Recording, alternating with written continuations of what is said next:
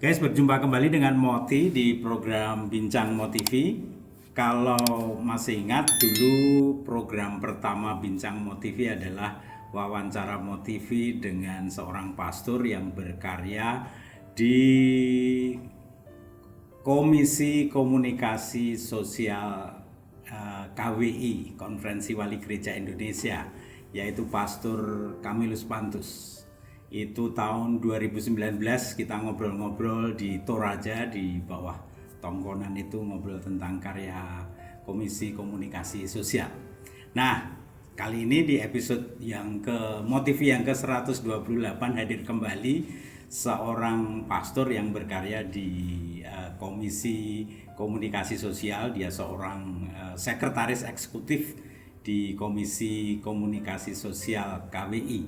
Tetapi sudah bukan Romo Kamilus Pantus lagi, dan sekarang ini bersama saya kita akan ngobrol-ngobrol tentang Hari Komunikasi Sedunia yang ke-57 tahun 2023. Bersama saya Pastor Stephen. Walah. Pastor, apa kabar? Baik. Wah, Putih, ini luar biasa. Sampai Jogja kapan ini? Kemarin ya. Dan ya. ini ada acara di Ada Kampung Media acara ini ya. Kampung Media, Oke. pelatihan Signis. Pelatihan Signis. Pelatihan Oke. tentang manajemen Manajemen. proyek dan keuangan. Wah, ini penting luar sekali biasa ini. ya. Baik, Pastor kenalan dulu ya. Kita akan Ya, ngobrol tentang Hari Komunikasi. Pastor kenalan ini, Pastor Stephen ini dari mana dan sudah berapa lama jadi pastor, dan mungkin orang-orang pengen ngerti kenapa sih dulu jadi pastor gitu. Sengganteng ini jadi pastor gitu. Oke, terima kasih. Motif saya Romo Stephen, Ya. lalu aslinya dari Manado. Manado, ya, oke. Dari Keuskupan Manado. Itu saya tabisan tahun 2005. 2005. Ya, oke. 21 Mei. Dan kalau ditanya mengapa jadi pastor, itu jawabannya karena Tuhan panggil Tuhan saya. panggil. Wah. Dan saya jawab. Dan gitu. dijawab dan akhirnya jadi pastor. Jadi pastor ya. Jadi saya ya merasa terpanggil untuk menjawab panggilan Tuhan ini untuk melayani ya. Baik. Untuk melayani, dan kebetulan entah bagaimana caranya sampai sekarang ada di pelayanan komunikasi sosial. Komunikasi sosial ya. Oke, baik. Kita berarti pastor ini sekarang statusnya sebagai apa? Sekretaris Eksekutif. Komisi Komunikasi Sosial Konferensi Wali Gereja Indonesia. Ini bosnya para komsos ini. Baik. Nah, tapi sekarang hadir di Jogja ini sebagai ketua Signis ya. Ya kebetulan. Nah, apa sih bedanya komsos, Signis, dan apa yang beda, apa yang sama sebetulnya? Signis itu adalah Asosiasi Pekerja Media Katolik. Ya, di dalamnya ada keanggotaannya bukan cuma Komsos. Komsos bagian dari Signis, tapi tidak semua Komsos masuk dalam asosiasi ini ya. Dalam asosiasi ini ada juga radio, ada production house, kemudian ada komisi-komisi komunikasi sosial ya, seperti itu. Kebetulan saya bekerja di Radio Montini Manado sebelum dipanggil untuk bekerja di Jakarta sebagai sekretaris Komisi Komsos, dan kebetulan waktu itu saya terpilih menjadi ketua dari Signis Indonesia gitu. Maka ya teman-teman masih mempercayakan saya untuk karya ini, dan karya di Signis dan di Komsos itu tidak jauh-jauh berbeda gitu, sehingga sampai saat ini masih bisa melayani di dua lembaga ini. Dua lembaga yang berbeda dengan misi dan visi yang hampir sama, sama ya boleh bilang, karena ada di lingkungan karya pastoral komunikasi sosial ya, seperti itu. Baik, Romo dulu mengawali di Radio Montini. Radio Montini ya, itu Manado. Berapa lama itu, berapa tahun yang lalu itu? Itu tahun 2019 saya pindah ke Jakarta. Sebelumnya 3 tahun. Saya di Radio Montini dan di Komisi Komsos Keuskupan Manado. Itu sesudah saya secara kebetulan tapi karena memang diminta oleh Bapak Uskup untuk belajar tentang komunikasi sosial, komunikasi institusi di Universitas Santa Croce Roma gitu. Oh oke. Romo memang mendalami komunikasi di Roma ya. Komunikasi, tapi lebih komunikasi sosial yang terhubung dengan institusi, ya komunikasi institusi gitu. Gitu. Seperti itu. Nah, kalau sekarang kita ngobrol tentang Komsos ya. Mengapa gereja itu merasa bahwa dunia komunikasi ini penting dan menjadi sorotan khusus oleh gereja, dan kita tahu ya setiap tahun itu selalu Bapak Suci membuat pesan untuk Hari Komunikasi Sosial. Apa sih pentingnya untuk gereja? Ini jawabannya panjang ya. Tapi singkatnya, secara pribadi saya berefleksi seperti ini. Pertama, gereja Katolik adalah salah satu institusi dunia yang sebetulnya sejak tahun 60-an itu menjadi pionir yang memberi perhatian pada karya komunikasi sosial. Bahkan istilah komunikasi sosial kita tahu itu dicanangkan pertama kali dalam ensiklik Inter Mirifica. Ya, pada waktu itu memang gereja melihat betapa hal-hal yang baik ini yang dianggap waktu itu masih sebuah keajaiban akan sangat membantu karya pewartaan gereja gitu. Tapi tentu dengan sangat sadar bahwa karya yang ajaib, yang hebat ini kalau tidak di tangan orang yang benar, bisa juga sungguh kalau ada di tangan orang yang tidak benar punya daya menghancurkan yang besar, sama besarnya dengan kebaikan yang dia timbulkan ya. Seperti itu. Dan itu tahun 60-an. Sekarang karya komunikasi sosial, teknologi itu semua itu begitu berkembang sangat pesat, apalagi di masa pandemi gitu. Kalau tanya Komsos itu naik daun ya pada masa pandemi gitu. Orang mencari Komsos mana gitu. Sebelumnya Komsos itu kadang-kala hanya dikenal sebagai yang tukang foto. Atau kadang-kala jadi tukang parkir. Gitu. Kurang begitu dikenal, tapi ketika pandemi, luar biasa. Orang mencari mana Komsos gitu. Dan boleh dikatakan tanpa perlu kita berteori, Komsos begitu penting karya, bukan terlebih orang-orangnya ya, tetapi karya ini sangat penting saat ini ya di dunia digital. Kita harus ada di sana. Paus selalu mengatakan bahwa ini adalah tempat kita berpastoral secara baru ya. Kalau umat ada di sana, maka gereja pun harus ada di sana. Jadi, kalau umat ada di dunia digital, maka gereja pun harus ada di sana. Orang muda ada di sana, maka gereja pun harus ada di sana. Kalau kita tidak ada di sana, maka siapa yang akan mengajarkan nilai-nilai baik kepada orang muda? Saya selalu ingat ungkapan ini. Saat ini dunia media atau komunikasi sosial itu selalu sudah menjadi ukuran gitu. Terutama dalam percakapan orang. Saya selalu mengatakan kepada teman-teman, coba ingat apa yang menjadi tema pembicaraan kita di meja makan, di mana saja. Itu semua 80-90% adalah apa yang tertulis atau kita dengar, kita baca di media.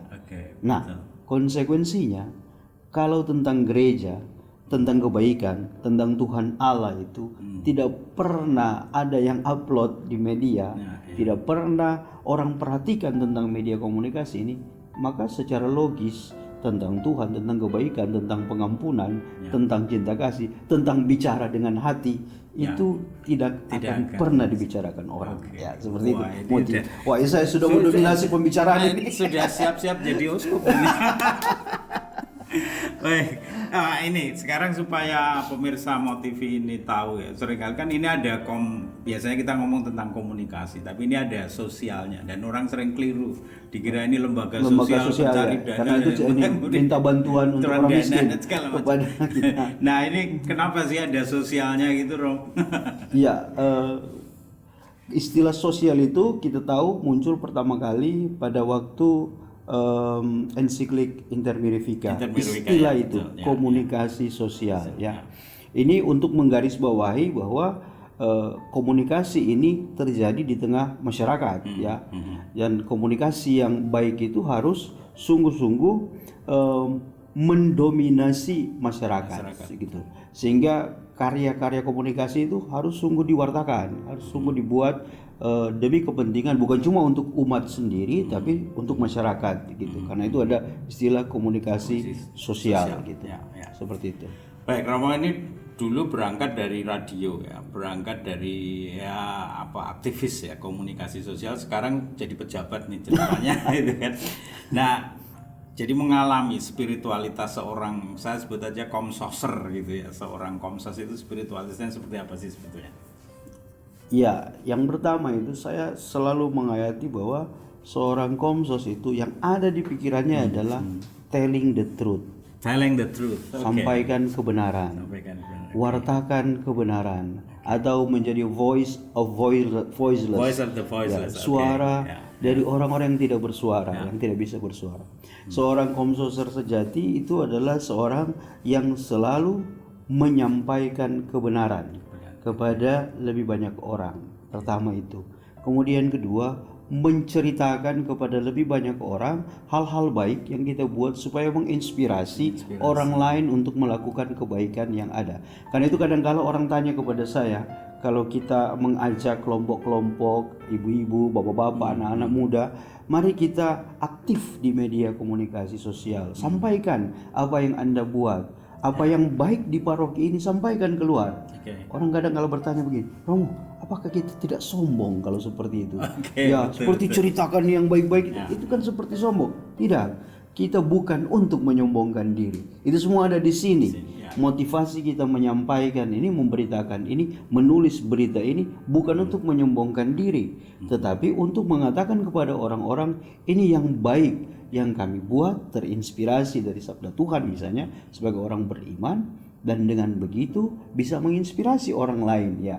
Di sana ada banyak kebaikan, Tuhan berkarya di sana. Gitu. Sehingga sebagai seorang komsoser sejati saya merasa kita harus mewartakan dengan cara apapun yang baik dengan media yang Tuhan Allah berikan kepada kita, dengan platform apa saja. Baik Romo, Romo dulu sebagai orang yang kerja di radio ngerti ya, kita bisa membayangkan pakai headphone ngomong cuap-cuap gitu ya. Sekarang jadi pejabat, jadi sekretaris eksekutif Komisi Komunikasi Sosial KWI. Kerjaannya apa? Pejabat tuh itu kan? Pejabat. Itu orang yang paling menentukan itu. Itu kerjaannya apa? Apa yang dilakukan Romo sebagai? Di KWI tugas seorang yang kerja di komisi di KWI untuk semua adalah menjadi pertama promotor, gitu. Yang kedua koordinator, yang ketiga fasilitator. Jadi semua yang tor ini menjadi tugas kami. Gitu. Jadi sebetulnya tidak lebih kepada yang teknis, tapi mengkoordinasi, memfasilitasi, terutama karena kami di KWI sampai pada komsos keuskupan. Gitu. Tugas kami adalah menjamin bahwa komsos keuskupan itu jalan, satu. Yang kedua, komsos keuskupan itu berkarya. Yang ketiga, komsos keuskupan itu bisa saling mengenal, saling berkoordinasi satu sama lain, saling membantu. Yang kuat bantu yang lemah. Saya selalu mengatakan yang lemah jangan sombong untuk minta bantuan gitu. Sehingga terjalin komunikasi antar komsos keuskupan gitu. Dan ini diharapkan komsos keuskupan menjadi fasilitator yang sama untuk komsos-komsos paroki dan juga tentu komsos-komsos untuk organisasi-organisasi di dalam keuskupan. Jadi tugas kami sebetulnya, sebetulnya saya bersyukur karena pernah mengalami yang teknis gitu. Pernah jadi ketua komsos, pernah kerja di radio, sehingga mengenal betul kebutuhan dari seorang yang menjadi ketua komsos misalnya, atau yang mengelola radio. Saya paham betul bagaimana kesulitan dari teman-teman ini. Maka dari itu, karena sekarang tadi disebut jadi pejabat gitu. Bukan haji mumpung, tetapi ketika ada di posisi ini, cita-cita saya hanya satu, membuat komsos-komsos keuskupan itu berdaya dan saling memberdayakan. Ini yang penting ya. Karena itu dalam karya saya selalu mengambil Komsos Keuskupan ini coba bantu yang ini. Betul. Ya, kita saling membantu satu sama lain ya. Kebetulan di KWI ada dana yang dipercayakan oleh umat, yaitu dana derma dari Hari Komunikasi yang dikumpulkan sampai ke KWI. Dengan dana itu kita memfasilitasi Komsos Keuskupan dengan pelatihan, dengan training, dengan pertemuan, perjumpaan supaya ada sharing bersama satu sama lain, bukan cuma sharing perasaan kadangkala karena kadangkala cuma isinya keluhan gitu, tapi juga sharing ilmu, sharing pengalaman gitu. Sharing bagaimana teman di satu Komsos Keuskupan berkarya, ketika cerita kepada komsos yang lain, mereka bisa saling membantu, bahkan diharapkan kalau bisa membuat produksi bersama. Ya, ada sebuah kegiatan bersama, pewartaan bersama, dan dengan begitu jaringan. Kadang-kala kan kita punya platform, punya alat, tetapi tidak punya konten. Maka bisa sharing konten satu sama lain gitu. Ada orang yang membuat renungan, bisa dikirim ke radio-radio di tempat lain atau di komsos-komsos yang lain. Seperti itu kira-kira yang kami buat. Selain tentu administrasi, pertanggungjawaban dan lain-lain, ya dalam sebuah kantor itu sesuatu yang pasti ada itu ya. Seperti itu. Baik, nah sekarang kita masuk ke Hari Komunikasi Sedunia tahun 2023 ini. Itu akan jatuh kapan dan temanya apa? Ya, itu jatuh tanggal 21 Mei untuk tahun 2023 ini. Tema yang diangkat Bapak Suci tahun ini adalah berbicara mulut dengan hati. Dengan hati. Nah, tahun-tahun sebelumnya kalau kita perhatikan dari 2 tahun sebelumnya sekurang-kurangnya, Bapak Suci bicara tentang datang dan lihat. Dan lihat. Datang dan lihat berarti mata dan kaki. Kaki datang dan lihat mata. Ya. Tahun lalu mendengarkan dengan tapi hati. Perhatikan bahwa semuanya dengan hati. Jadi fokus Bapak Suci sebetulnya ada di hati. Ya. Datang dan lihat itu sebetulnya menunjukkan bahwa kita mesti datang dengan hati terbuka, dengan hati penuh cinta, dan melihat juga dengan hati penuh cinta. Tahun lalu dengarkan dengan telinga hati, tahun ini berbicara dengan hati. Ya. Ada kata-kata yang bagus di situ adalah dari hati ke hati dalam pesan Bapak Suci itu secara singkat. Secara singkat ya. Nah, yang menarik saya selalu mengamati Hari Komunikasi ini, Bapak Suci selalu setiap tahun itu ada kesinambungannya dan saya yang ingat ya pasti tahun lalu mendengarkan dengan hati dan sekarang berbicara dengan hati ya. Dan tadi Pastor sudah cerita betapa pentingnya hati. Saya jadi ingat seorang Agim dulu selalu jagalah hati karena itu lentera hati. Jadi bagaimana hati itu menjadi sumber kejernihan kita, dan saya kira Bapak Suci akan selalu mengingatkan kita tentang kebersihan hati itu untuk diungkapkan ya, berbicara dengan hati dan juga mendengarkan dengan hati. Nah, sebelum ngomong lebih jauh juga sebetulnya yang saya pengen ngerti inti dari pesan Bapak Suci ini apa nih, berbicara dengan hati ini? Ya, pesannya cukup panjang saya kira, tapi beberapa poin yang saya kira bisa digarisbawahi, yaitu yang pertama, Bapak Suci mau mengajak kita pertama untuk bicara dengan hati itu terhubung dengan menyampaikan kebenaran sebenarnya. Ya. Bicara dengan hati itu selalu terhubung dengan dua hal. Yang pertama cinta, ya, dan kedua kebenaran. Untuk bisa bicara benar, ya, kalau tadi jaga hati di pesan Bapak Suci disebut jaga lidah. Ya. Kalau lidah kita jaga, bagaimana cara menjaga lidah? Yaitu dengan menjaga hati. Sebenarnya. Kalau hati kita bersih, hati kita penuh cinta, maka kita bisa menyampaikan kebenaran dengan hati. Gitu. Bicara dengan hati itu menyampaikan kebenaran. Di situ di pesan Bapak bahkan disebut meskipun kita mendapatkan banyak tantangan, banyak godaan, untuk tidak mengatakan kebenaran atau untuk tidak berbicara dengan hati, tapi sebagai orang Kristiani selalu dipanggil untuk bisa berbicara dengan hati dan menyampaikan kebenaran. Sebab kalau tidak menyampaikan kebenaran, maka banyak efek yang akan muncul. Bapak Suci sempat menyinggung tentang perang tentang banyak hal, dan itu muncul dari mana? Dari orang yang tidak berbicara dengan hati, tidak menyatakan kebenaran.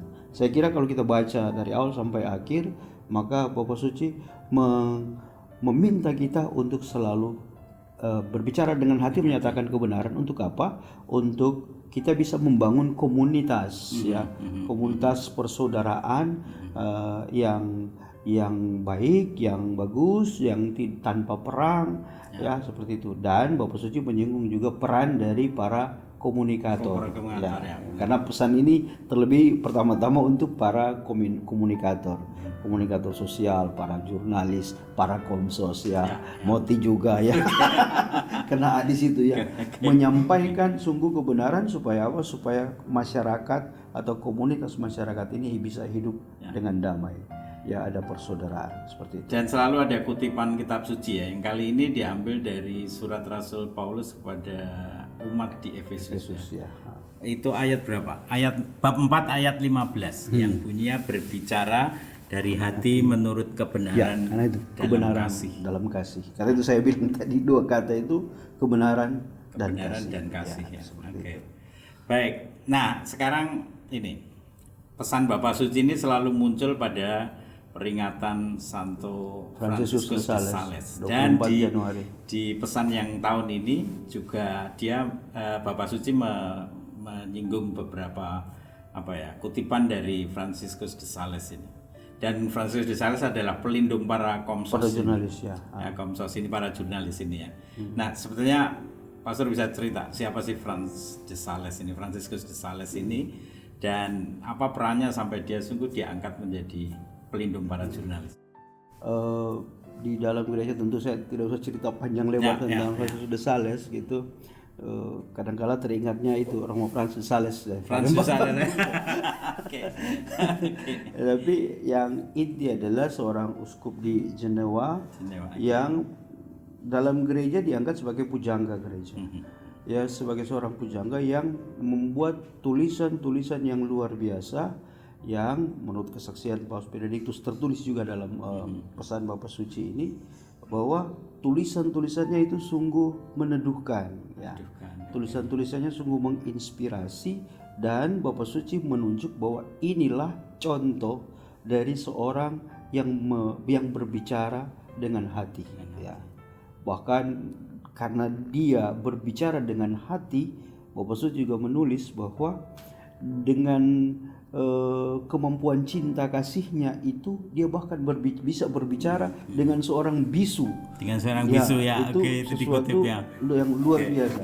Itu berarti bahasa cinta yang keluar dari hati itu sungguh menyentuh, bahkan bisa dimengerti dan dia bisa pahami, bisa berbicara dengan seorang bisu, kan itu sesuatu yang luar biasa ya, mujizat dari cinta dari seorang Santo Franciscus de Sales begitu. Tentu para Salesian akan lebih banyak berbicara tentang itu, karena itu agak sedikit promosi. Nanti hari Jumat ini tanggal 31 Komsos KBI akan menggelar webinar yang mengundang semuanya para jurnalis dengan judul supaya kita berefleksi atau belajar dari Santo Franciscus de Sales gitu, untuk menyebarkan pesan dari Bapak Suci. Wah, ini seperti itu. Menarik sekali ini. Baik, selain Bapak Suci mengutip Franciscus de Sales ini, juga saya kira keprihatinan Bapak Suci dengan perang yang akhir-akhir ini terjadi juga muncul di situ. Nah, apa yang dikutip dalam pesan Bapak Suci ini tentang perang?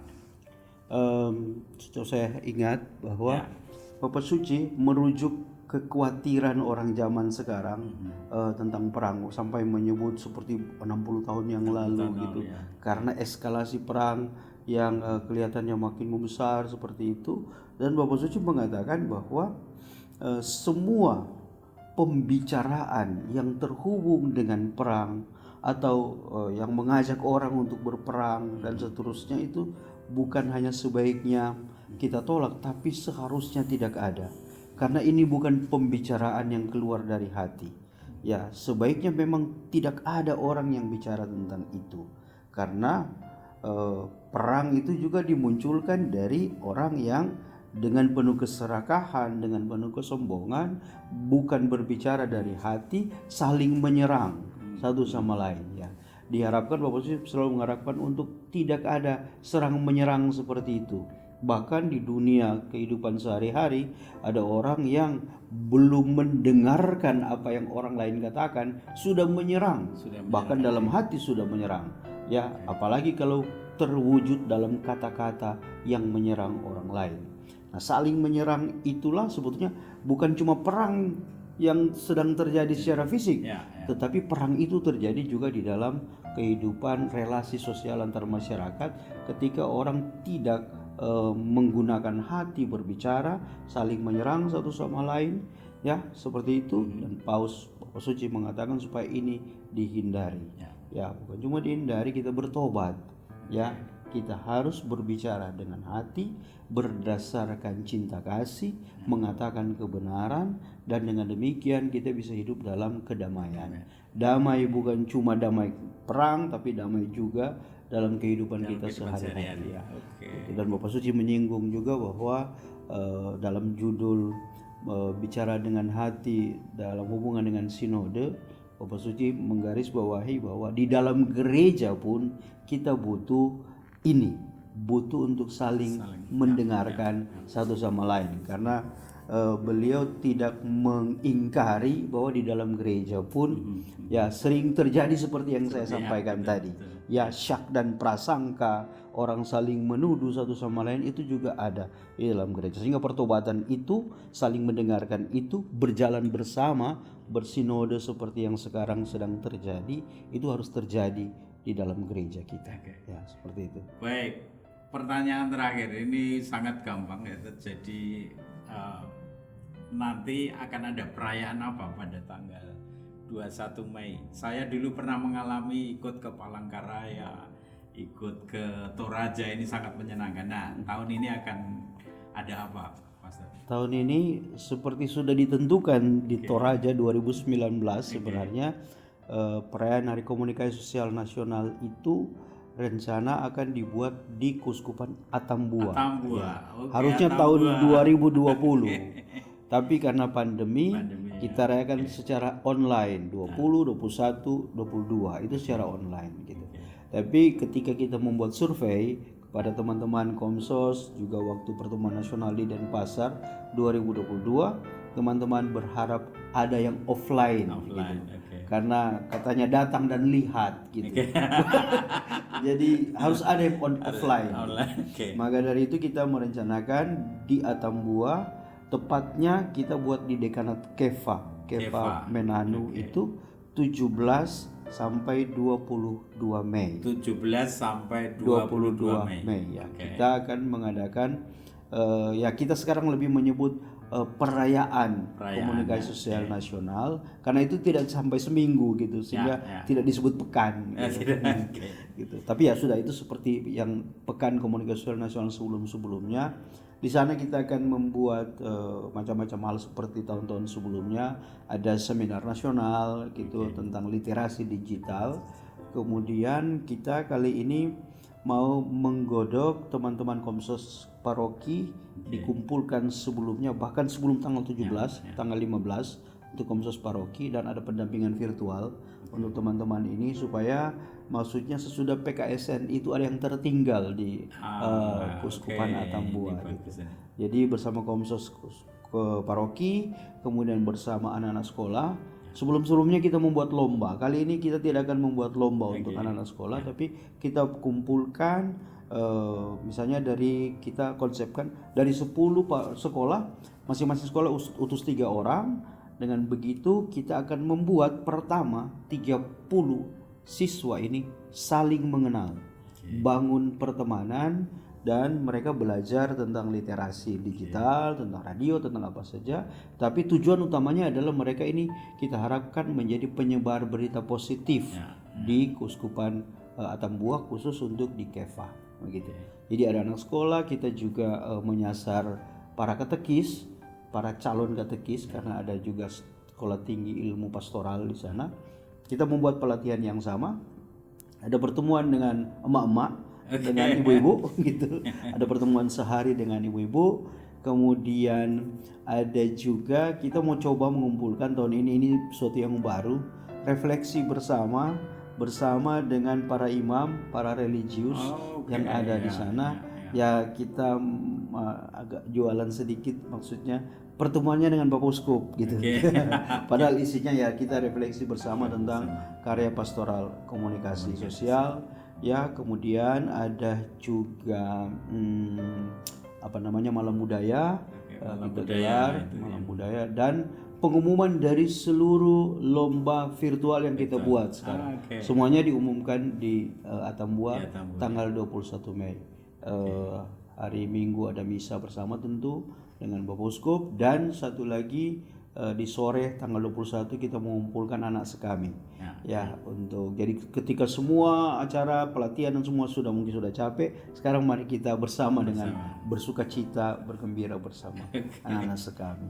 Seperti itu gambaran dari wah, ini akan menarik sekali ya. Gitu. Menarik. Baik, Pastor, terima kasih sudah meluangkan waktu dari workshop ini lalu mampir sejenak di Motivi dan bercerita tentang komunikasi sosial yang saya kira sangat penting untuk pewartaan di gereja kita.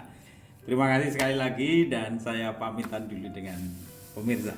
Guys, itu tadi obrolan saya dengan Pastor Stephen, Sekretaris Komisi Komunikasi Sosial Konferensi Wali Gereja Indonesia. Catat tanggalnya baik-baik, dari tanggal 17 sampai 22 Mei akan ada keriuhan di Atambua ya, di Atambua, dan ada banyak kreativitas yang akan muncul di situ. Nah, siapkan pena Anda, siapkan mikrofon Anda, siapkan kamera Anda dan berbicaralah dengan hati. Sampai jumpa dan kita ikuti episode-episode selanjutnya.